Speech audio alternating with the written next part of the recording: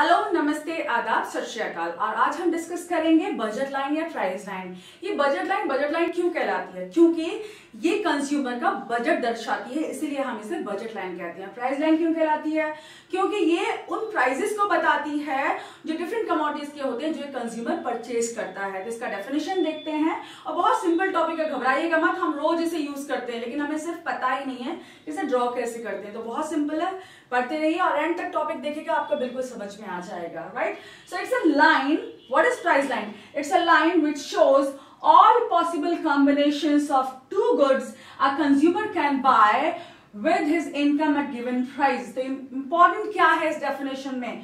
पहला important point है all possible combinations, यानी कि वो कॉम्बिनेशन जो एक बंदा या कंज्यूमर परचेज कर सकता है या खरीद सकता है बाजार में जाकर दो कमोडिटीज का, वो ये दर्शाती है। अब दूसरा क्या है? विद इज गिवन इनकम, और इनकम क्या है? उसे दी हुई है, उसकी जो इनकम है उससे वो खरीद लेता है एट गिवन प्राइस, यानी प्राइस भी कांस्टेंट है, इनकम भी उसे गिवन है यानी कांस्टेंट है। तो हमारी इनकम कांस्टेंट है और प्राइस कांस्टेंट है यहाँ पे, और डिफरेंट कॉम्बिनेशंस को दिखाती है प्राइस लाइन जो हम खरीद सकते हैं अपनी दी हुई इनकम से, और जो प्राइस हमें मार्केट में दो कमोडिटीज का मिल रहा है, यानी दो ही कमोडिटी डिस्कस करनी है। क्योंकि रियल लाइफ में तो हम बहुत सारी कमोडिटीज डिस्कस करते हैं या खरीदते हैं, लेकिन for the sake of simplicity, इसे सिंपल बनाने के लिए हम सिर्फ दो कमोडिटीज लेंगे। ओके, तो इसमें हम क्या क्या डिस्कस करेंगे? पहला डिस्कस करेंगे हम बजट सेट, फिर unattainable, attainable and non attainable points या फिजिबल और नॉन फिजिबल पॉइंट्स, फिर slope of price line, shifting of price line, rotation of price line, और लास्ट में डिस्कस करेंगे हम consumers equilibrium with the help of indifference curve. Right, तो consumers equilibrium CE लिख लेते हैं हम कंज्यूमर्स इक्विलिब्रियम के लिए। लास्ट में हम ये डिस्कस करेंगे। इससे बड़ा इंपॉर्टेंट टॉपिक है, लेकिन बहुत ही सिंपल टॉपिक है अगर आप थोड़ा सा ध्यान देंगे इसके ऊपर। राइट, सो बजट सेट क्या है? बजट सेट ये बताता है कि डिफरेंट कमोडिटीज को हम किस किस रेशियो में या किस किस अनुपात में खरीदते हैं। तो शेड्यूल है बजट सेट, ये देखिए आप।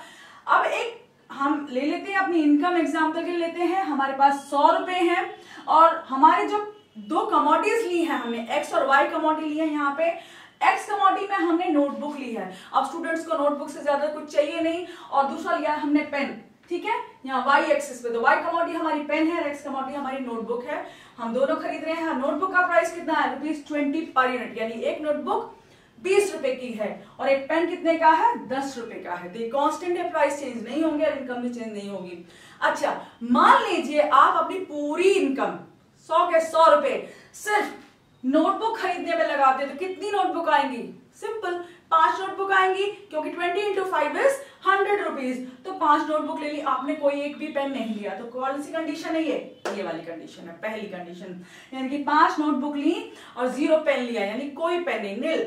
ओके, दूसरी कंडीशन क्या हो सकती है कि हम अपना सारा पैसा पेन पर ही खर्च कर दें। अब यहां देखिए, हमने अपना सारा पैसा पेन पे खर्च किया, तो हमने 10 पेन लिए हैं और 0 क्या है? हमारी एक्स कमोडिटी। यहाँ पे दूसरी कंडीशन ये है 0 नोटबुक और 10 पेन। लेकिन ऐसा होता नहीं है।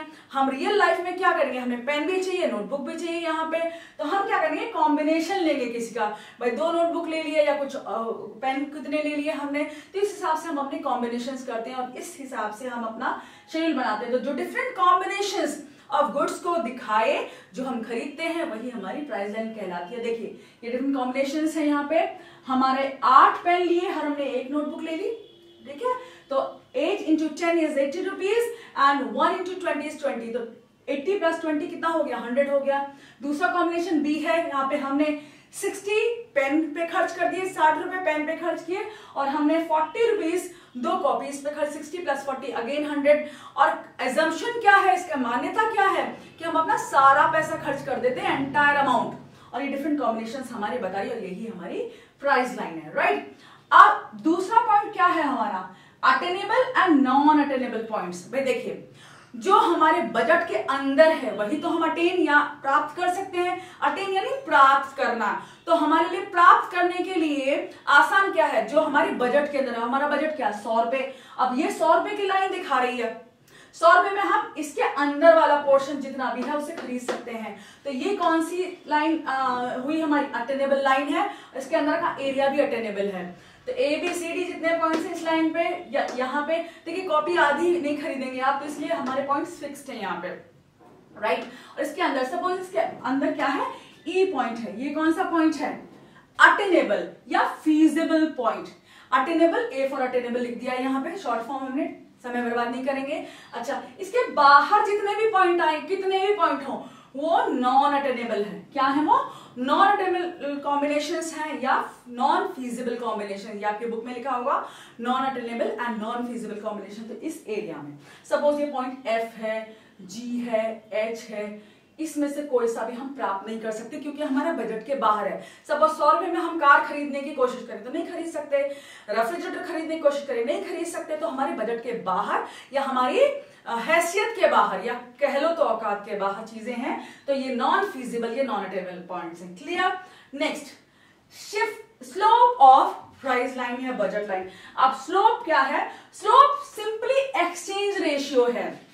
एक्सचेंज रेशियो का मतलब है कि हम किस दर से अपनी वाई कमोडिटी कम करेंगे खरीदना और एक्स कमोडिटी ज्यादा करेंगे। मतलब देखिए, आपको क्या करना है, एक कमोडिटी को खरीदेंगे जब आप ज्यादा मात्रा में, दूसरी घटानी पड़ेगी। यानी कि अगर एक नोटबुक और खरीदनी है तो वाई की कितनी कमोडिटी घटानी पड़ेगी आपको? 2। क्यों? क्योंकि यहां पे देखिए, आप 100 रुपए जब इस पे खर्च करते हैं तो 5 यूनिट्स लेते हैं, और जब पेन पे खर्च करते हैं, क्योंकि 10 रुपए का एक पेन है, तो आप 10 यूनिट लेते हैं। तो आप 2 यूनिट पेन की घटाएंगे तो आपको 1 यूनिट नोटबुक की मिलेगी, राइट? तो आप देखिए यहाँ पे कितना, आप यहाँ पे देखिए, अगर आपको यहाँ पे कॉम्बिनेशन है आपका 8 और 1, यानी कि आप 8 पेन खरीद रहे हैं और 1 नोटबुक। अगर आपको 2 नोटबुक खरीदनी है तो आपको क्या करना पड़ेगा? देखिए, आपको नीचे आना पड़ेगा यहां से, ओके, नीचे आना पड़ेगा, कितने पे? 6 पे आना पड़ेगा। यानी कि आपको अब सिर्फ 6 पेन खरीद सकते हैं आप, और अपनी नोटबुक कितनी बढ़ेगी आपकी? 1। तो वाई कमोडिटी में चेंज कितना आया? पेन कितने चेंज किया आपने? 2। यहां पे 2 पेन क्या किए? घटाए। और एक्स कितना बढ़ाया? 1। तो ये क्या था? -2 क्या है? डेल्टा वाई, यानी चेंज इन वाई।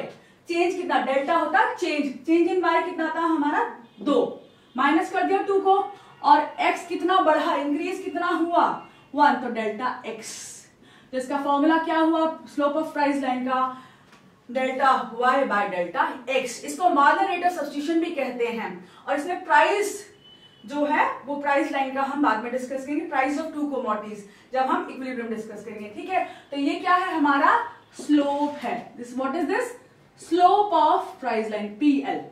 ठीक है, समझ में आया? बिल्कुल क्लियर है। स्लोप यानी delta Y by delta X आपका स्लोप। इसे माइनस में लेते हैं क्योंकि ये घटता है, क्योंकि एक घट रहा है दूसरा बढ़ रहा है यहाँ पे, इसलिए इसका माइनस साइन रहता है।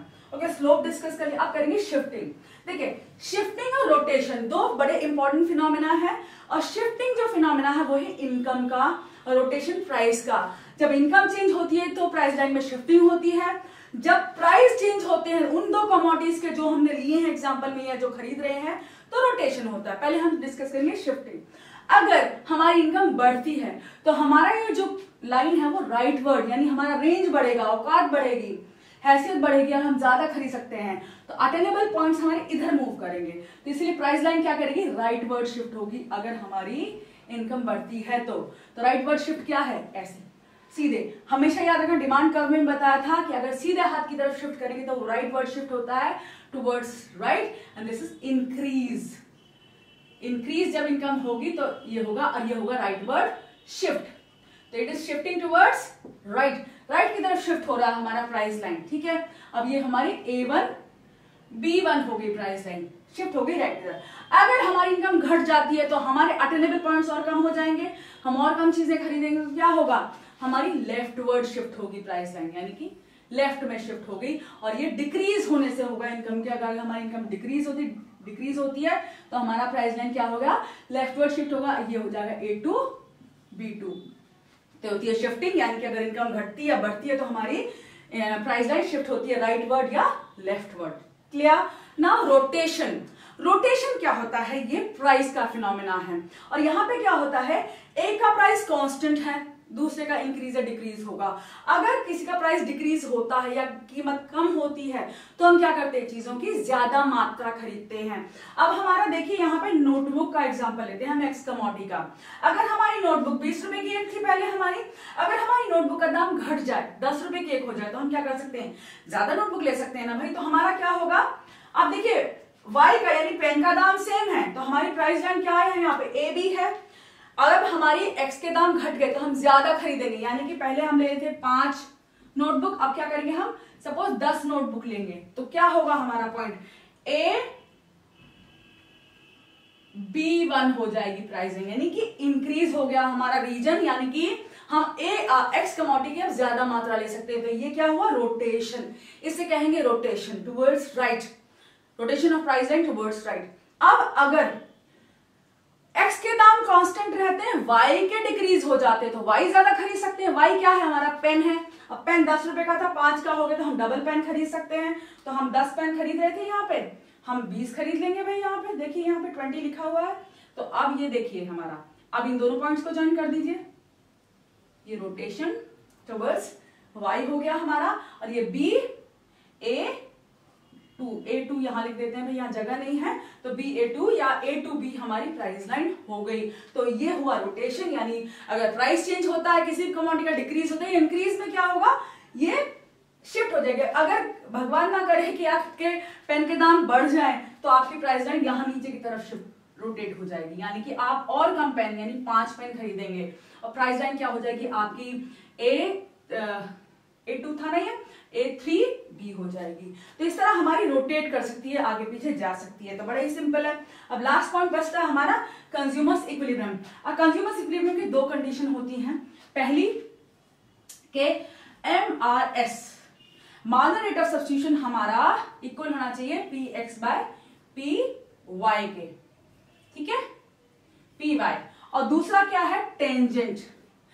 इंडिफरेंस कर्व आपका प्राइस लाइन का टेंजेंट होना चाहिए, इन दोनों टच करने चाहिए। टेंजेंसी, टेंजेंसी आपकी बुक में भी लिखा होगा, tangent, they should be tangent to one another. तो अब हम इसे थोड़ा सा मिटा देते हैं, यहां से हमें यहीं पे हम दिखा देते हैं इसको। इंडिफरेंस कर्व जहां भी प्राइस लाइन को टच करेगा वही आपका इक्विलिब्रियम पॉइंट होगा, क्योंकि वहां पे कंज्यूमर ऑप्टिमम पोजीशन में होगा। किसी भी पॉइंट पे आप कर सकते हैं, इस पे कर लीजिए आप, यहां से एक इंडिफरेंस कर्व बनाइए बड़ी आसानी से, इसको टच कर दीजिए और यहां से ऐसे निकालिए, ये IC यानी I for indifference, C for curve, आपका इंडिफरेंस कर्व है ये, सॉरी। और यहाँ पे आपका इंडिफरेंस कर्व पे ये जो पॉइंट है यहाँ पे क्या है, ये टेंजेंट है। इंडिफरेंस कर्व टेंजेंट है, प्राइस लाइन टेंजेंट है इसके, तो ये दोनों यहाँ पे इक्वल है। यही आपका पॉइंट है। ये कौन सा पॉइंट था, B पॉइंट। तो B पॉइंट पे इक्विलिब्रियम है, दोनों यहाँ पे कंडीशन हमारी मीट हो रही हैं। और ये ऑप्टिमम पोजीशन या कंज्यूमर्स इक्विलिब्रियम क्यों कहलाता है, क्योंकि यहाँ पे वो एक संतुलन में है और उसे मैक्सिमम सेटिस्फैक्शन मिल रहा है, और यही उसकी कंडीशन है कि he is deriving maximum satisfaction from that combination of 2 commodities. यानी अगर वो 6 पेन और 2 कॉपी खरीदता है तो उसके लिए बड़ी ही एक सेटिस्फैक्शन की बात है, ऑप्टिमम पोजीशन में, और इस पोजीशन को वो चेंज नहीं करना चाहता, right. So this is consumers equilibrium with the help of your budget line और the price line. It's very simple, बहुत सिंपल टॉपिक है। अब इसे पढ़िए, समझिए, और समझ में अगर कोई पॉइंट नहीं आता तो आप कमेंट भेजिए, I will be more than happy to answer it. Please like, share and comment on our videos, and please keep watching the videos. Thank you so much.